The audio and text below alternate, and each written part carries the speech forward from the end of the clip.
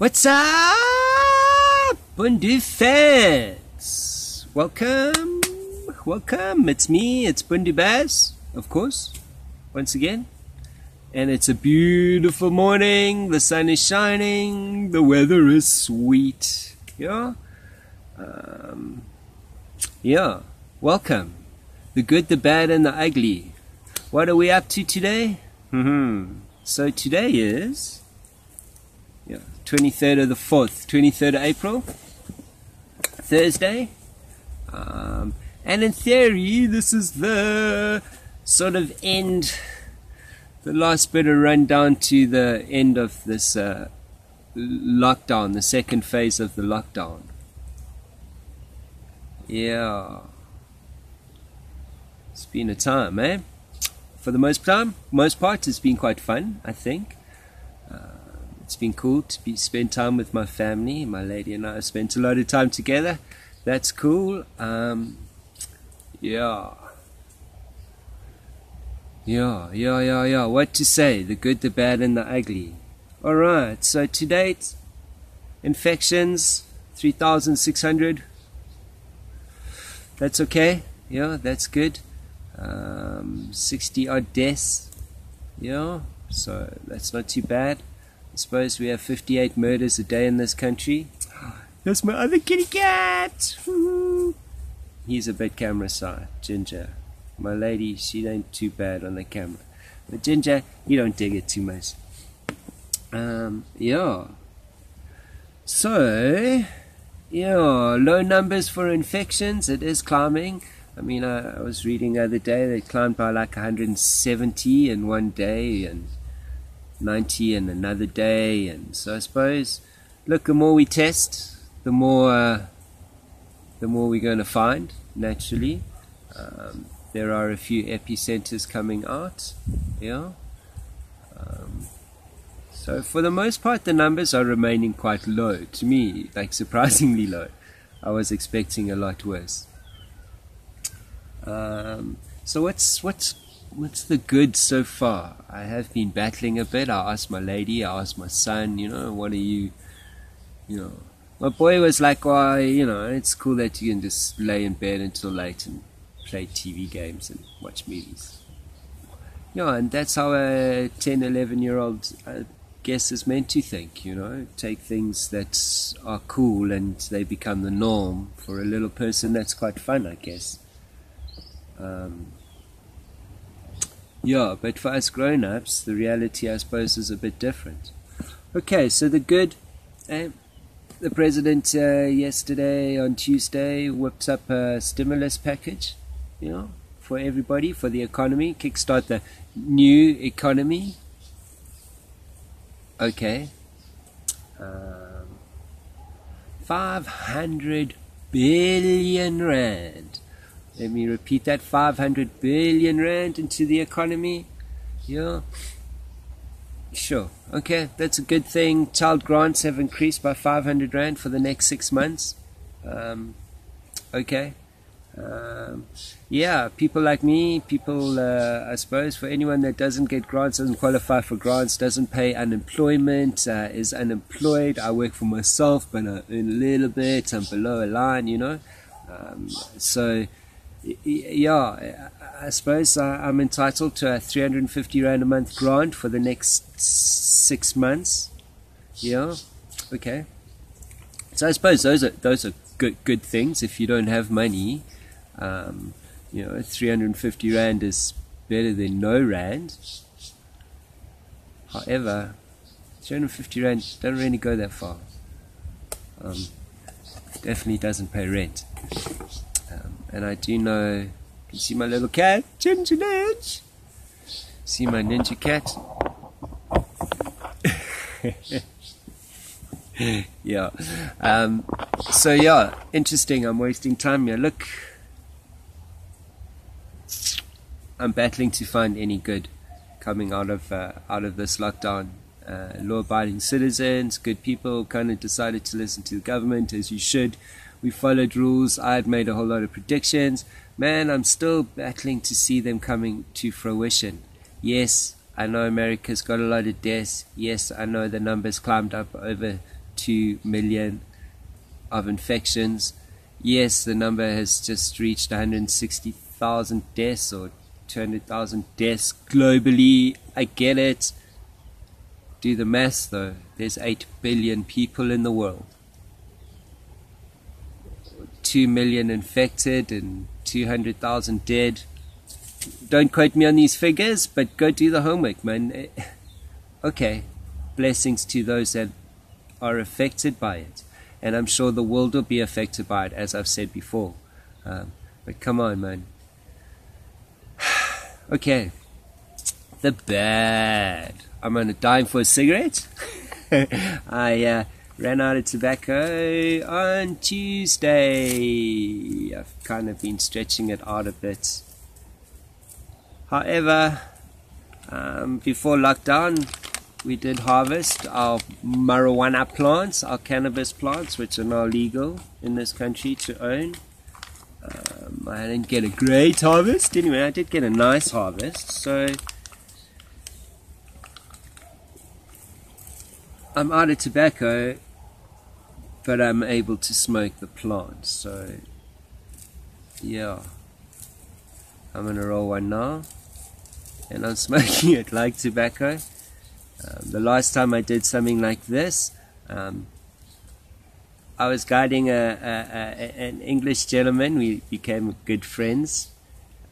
Sure, back in the day, anyway, he wished to stop smoking cigarettes, and part of my agreement as the guide was, he was like, listen, Baz, no smoking. If you're going to smoke, we're only going to smoke weed. So, yeah, we traversed the Drakensberg with no cigarettes and just weed. After the second day, that was not the best idea. I smoked cigarettes. For him, it seemed okay, but I spent a lot of time with my head in the clouds, literally. Anyway, okay, the bad. The stimulus package. Where's the money coming from? 500 billion rand. Man, prior to the virus, our economy was in a bit of a recession. Things were starting to slow down a bit. Unemployment was increasing. Job losses were increasing. Small businesses were going out of business. Things were getting harder all over the place. And now, our president has whipped out all this cash. Where's it come from? Some people say, oh, the unemployment fund. Some people say, oh, from this fund. Some people say, oh, from that fund. But the truth is, those funds don't really have money anyway. And if there is money in the unemployment fund, that kind of needs to stay in the unemployment fund for the unemployed, which is on the rise, by the way. So, yeah. Where does it come from? Who bought South Africa? And what did our president, what did our government promise for all this money? Also bearing in mind that we have borrowed 260 billion rand, which a lot of it went to Eskom about a year or 2 years ago. Don't quote me on the time, but do some homework. I'm not lying.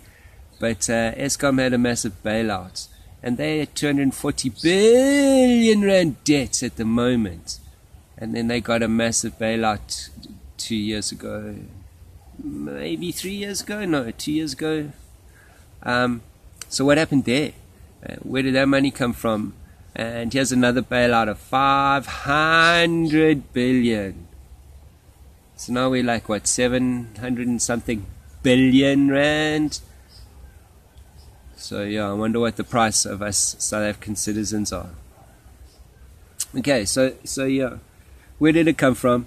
And how are we going to pay it off? Yes, I heard some very clever financial lady who works for the president. She says that there are good terms and there's good rates, and banking institutions have put in place made finances available for this time, bearing in mind that everyone's in a bad space. Okay. I see that in the world, what people say and what people do are never the same thing. So, yeah. Is my son going to be lumped with today's debt?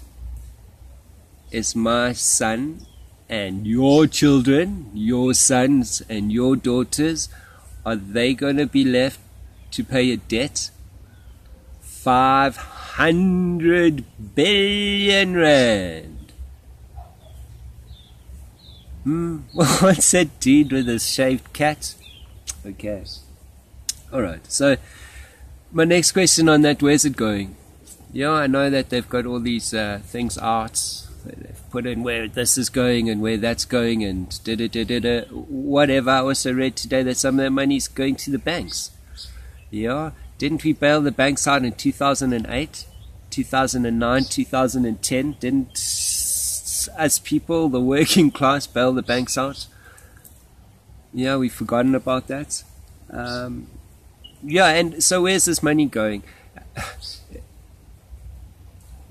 We've increased our number of grants. We've increased the grants payments. We've allowed a grant to go out as long as you register and you are...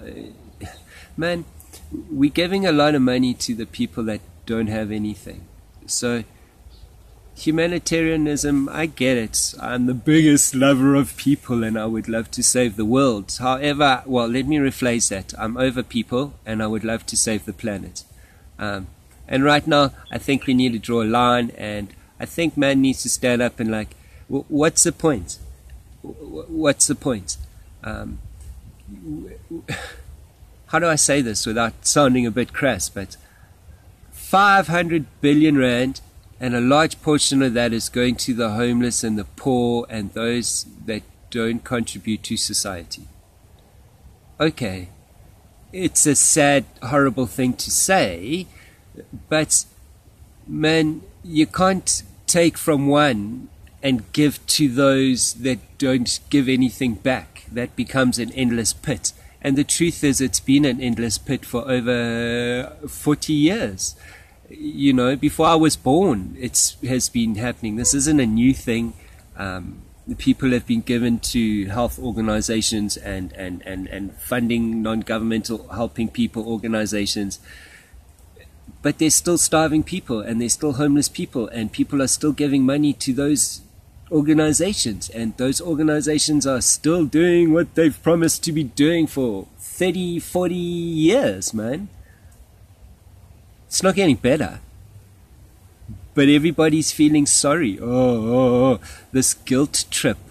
Oh, we've got to help the homeless and the poor. Yes. But helping them's not fixing anything. It's not the cause of the issue. And I just want to say I talk from personal experience. I talk from seeing and doing and interacting, not so much from learning and theories and hypotheses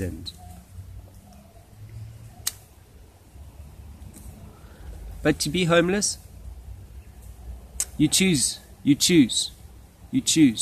to be homeless. You choose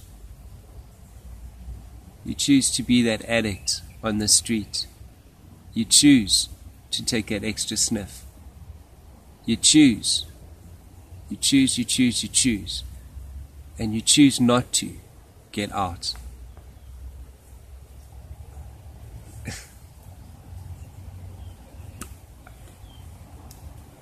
I know you can't, I'm generalizing, and it's not for every case. I haven't been to South Sudan. I haven't gone and spent time with the starving people in Ethiopia.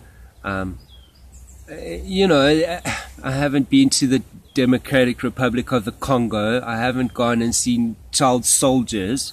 But if you take a walk down Joburg Central, if you go for a walk on the Durban beachfront, yeah, you will see the homeless, and you'll see the hungry, and you'll see the desolate and the poor. And a lot of them are there because they're addicts, they're junkies, they have chosen an alternative lifestyle, and it sucks. and a lot of them. And then you go to the poorer places and you look at people living in shacks, and you look at people just building homes in the arse end of nowhere, and they have sewage and rubbish water flowing outside their front doors, and they have to step over it, and there's rubbish everywhere.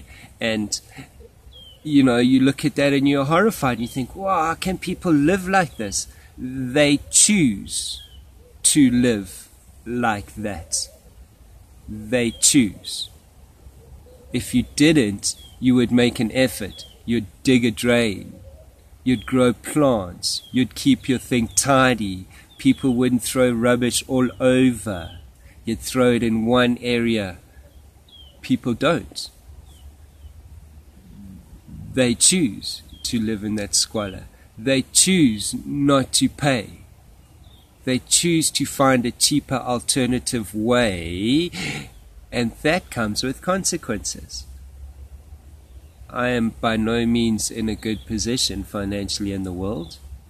We work hard for what we have, like most people. So the money I work for and the money that we earn, a portion of that goes to living at a certain level. Yeah? It has no benefit to me. It doesn't feed me or put stuff in my pocket. However, the environment that I'm in is at a certain level. Therefore, I live in a certain level. I'm peaceful and I live in a clean place and a beautiful place, and these have values to me. So a lot of us follow these values. Yeah, I'm digressing a bit. I'm sorry. Back to the people. The poor choose to be like this. How can I say that? Who am I to say that? My white privileged ass. And we will have a discussion about white privilege sometime, I just want to say. But anybody that sits on the toilet and wipes their butt and flushes it, you're privileged. Care what color, race, religion, don't matter. You sit on the toilet, you flush it, you're privileged. And if you don't, and you have to walk to a long drop or a 8-ace or a klein ace or whatever, you know, and you got to walk 20, 30 meters to your hole in the ground, and you can't wash your butt, and you know, then our conversations will always be slightly different, because your perception of life and my perception of life will always be different. Why? Because I sat on a toilet and I flushed it, and I didn't have to go make a mission every day of my life. Saying that, I just want to say, but I have been homeless twice in my life. Both times self-induced. Yes, I was a drug addict. You know, cool. And I followed that terrible path. However, I'm here today, and I chose to get out of it. So, anyway, what I'm trying to say is that I've spoken to people, and I've lived with the homeless, and I've lived with the super poor, and I've lived on the streets in Cape Town and Johannesburg. Yeah? Downtown, the token white dude, okay? Many years ago, before things are today, the token white dude. So, I get it. It's terrible. But we give, taking from one group to give to another group, and those groups have done nothing but take, and they will continue to take. So the bad is our government is starting to differentiate between those that have not and those that have. You know? And maybe you need to look after those that have, because those that have in turn will look after those that have not. But for the government to choose to maybe look after those that have not over those that have, in a country that is already financially in trouble, doesn't make sense. Yeah? Just a thought, my personal thought. Take it as you wish. But giving grants and adding extra monies, and just the fact that we have so much and we pay so little. I mean, what's 500 Rand per child? I can spend 500 Rand in one shop and I can eat all that food in 2 weeks. So let's ask the real questions. Let's get to the real figures. 500 billion Rand, and there's like 57 million South African citizens. The truth is there's 80 plus million people in this country. The other truth is the government's feeding a lot of people, a lot of poor people, a lot of people that live in locations and townships like Diepsloot. The majority of them are not South Africans. Okay. The majority of them are Mozambicans, Zimbabweans, and Malawians. But we all forget to talk about that stuff. Why? Because everybody thinks they're all Africans. We're all South Africans, but a lot of us are not South Africans. A lot of us are here taking what belongs to South Africans and not putting back. There is a lot of a gravy train. Not very many people are putting back. And unfortunately, those that are putting back, those that are paying their taxes, those that are following the rules seem to be the ones that are being penalized. Okay. So where's it going? And is my son and your children going to pay for this? Cool. I've waffled a bit. Ain't that cool?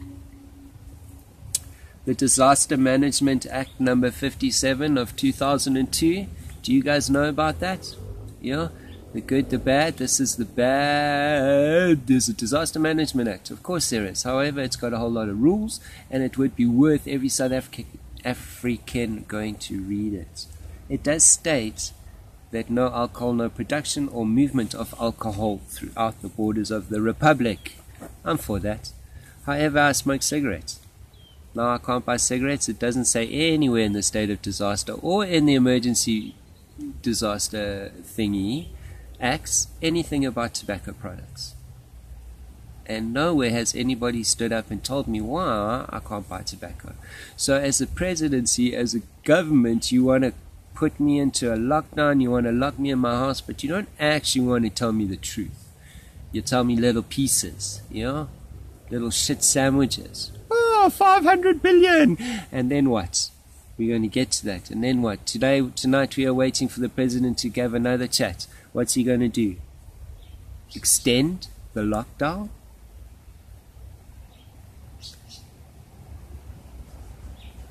Extend the lockdown. The ugly. Alright, so we're moving on. The good, the bad, the ugly. Extension of lockdown. Tonight we are expecting our president to say something about the lockdown.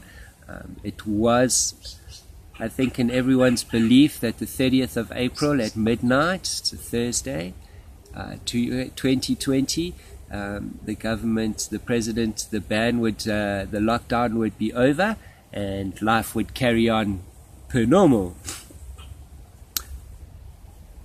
However, it now turns out that our president has just pulled up 70,000 of our National Defence Force, volunteers, people from the past, however it all works. 70,000 of them. All of a sudden, on top of the 2,000 that were already deployed throughout the country, I must be honest, I thought there was like close to 20,000 or 17,000 being deployed. There is news about it, so I'm going to go find it and double check, but it just sounded weird. 2,000 of the soldiers deployed throughout the country. I'm sure that was different. So 70,000 soldiers are going to be operational in whatever capacity. I'm sure they are preparing for something. What? Again, I'm asking all these questions. We're coming to the end of our lockdown and all of a sudden the military is being increased. So that sounds a bit weird. I also heard from a very good source that when the military were first put out, and this is why I question numbers, because of the money that was involved, 5 million or 54 million to operate them, and I thought at the time it was a strange number. And then later on I heard, but it was for 90 days, and the military were actually given 90 days worth of rations. which you need a question. 90 days, that was actually, I found out just before they increased the lockdown. So 21 days, 48 days, 3 months. The Disaster Management Act does speak that a disaster management would be for 3 months, 90 days. So then my question is, if the president does extend this, has he just been giving us a shit sandwich? Yeah? Has he just given us a shit sandwich? Why didn't he tell us in the beginning we were going to be on lockdown for 90 days? But he hasn't. So I think they haven't told us a lot of stuff, and they've just taken us for fools. And I'm not into that, man. I will voluntarily follow the law. I'm a law-abiding citizen. So is everybody I know are law-abiding citizens. But treat me as a law-abiding citizen. Treat me as an upstanding citizen of society. I retract that statement. I get it. We have a country, people don't listen. People don't follow the rules. People don't even listen to the government. So I understand the lockdown and the heavy-handedness. I think they could have been more heavy-handed. And I think people should thank the police force and the military for not being heavy-handed. And I think we don't give them enough credit. Yeah. And I don't want to pick a fight with the military or the police. But I also don't want my freedoms taken away, especially if I haven't agreed to them. So I agreed to the lockdown for the greater good of this country as a law-abiding citizen. But I didn't agree to you to take away my liberties, my rights, my right to freedom and choice. That I wasn't aware was on the table. And if you're going to do that, then put it on the table and let us make a choice. Yeah, because my choice will never be for the government. Yeah, I like my freedom too much. I like my rights. And I don't wish anybody to tell me who, what, when, where, and how. Yeah? Because that ain't going to work. I don't give you that right. Yeah? And you didn't come and speak to me about it. Yeah? And I definitely ain't going to give it over because you believe that a state of emergency or a state of disaster allows you to take away the rights that I have allowed you, well, allows you to take away my rights, which I've voluntarily followed your rules, yeah?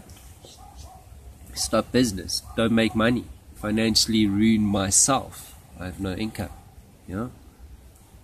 Okay, so what's the, but now you're going to start forcing more things on me, yeah, let's talk about a vaccine. I don't even want to go down that road. I'm just throwing it out there. Okay, so I've waffled a bit. Thanks for listening. I didn't really come up with any solutions. This is just a bit of an overview of where we sit today in our country. I see there are people looking for solutions. My solution, grow food. Yeah? If you don't have space to grow food, find someone that does have space. And have a chat with them and grow food together. Because I don't know, man. I don't have a bright unicorn and bright stars feeling about the future. And I think that as a nation, as a people, as a world globally, we need to grow food. We need to grow food now. We need to start growing food now. And we all need to become farmers, and we all need to work together, and we need to grow food. And maybe the system, we ain't going to like this new system, this new economy. Yes, there's so much to talk about, and I haven't even scratched the top of it. Anyway, those are my 3 things: the good, the bad, and the ugly. Thanks for listening. Please like. If you haven't subscribed, please subscribe. I don't think you have to share this. It's a bit long, but hit the bell button at the top of the page. And Windy Bears out. Be safe. See you in a short while.